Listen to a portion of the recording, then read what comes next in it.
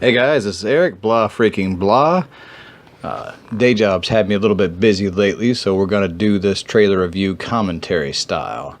Underworld Blood Wars is the fifth in the Underworld franchise. We had the original in 2003, followed by a direct sequel, and then a prequel, and then another sequel set in the future. So this is the sequel set after that sequel, which is inexplicably set in the future. But I digress. So, this trailer, well, let's just start by saying I find it a little disconcerting watching this preview, because what we're seeing is a montage. For the first half of the preview is a montage of the previous four films. So now I see that we're getting into the new footage. Cool, Charles Dance is in this.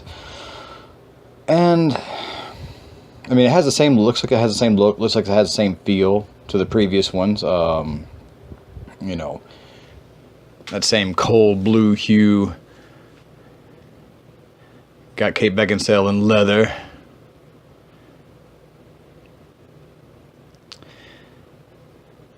So for the most part, this preview looks serviceable.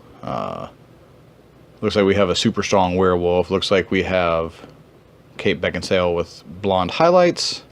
That can't happen. And, yeah, there we go. Yeah, oh, look at that. You want to see a magic trick. So, for the most part, I'll go see this movie because I love the first one. I loved the first Underworld. It's still in the category of one of my favorite movies. And if you're any fan of vampires or werewolves or even comic book style movies, it very much was a comic bookish style movie. And one of the writers is actually a pretty prolific comic book writer, and his name escapes me right now, but he's the really big black guy with the voice. So all in all, I'll go see this, and I think that it looks serviceable to the fans. Like I said, the lack of footage is a little disconcerting, and the fact that most of this trailer, it all seems to be set at this one location, this castle. That might beg that this movie has a small budget, or, we still got a couple more months. Maybe they're finishing shots, maybe they're finishing special effects work, so we'll see. All in all, a little bit blasé. I don't see the main character Michael. They set that whole thing up in the first movie, and he was the perfect culmination of the vampire and the werewolf together, and it was supposed to start this, this whole Romeo and Juliet theme that was set up in the first one. Seems like they pretty much, with the second one on, have just dropped. Each one of these films, it just seems like they just don't have a cohesive idea of where they want to go, and that's always bugged me. But I digress. I still thought, like I said, I loved 1, didn't like 2.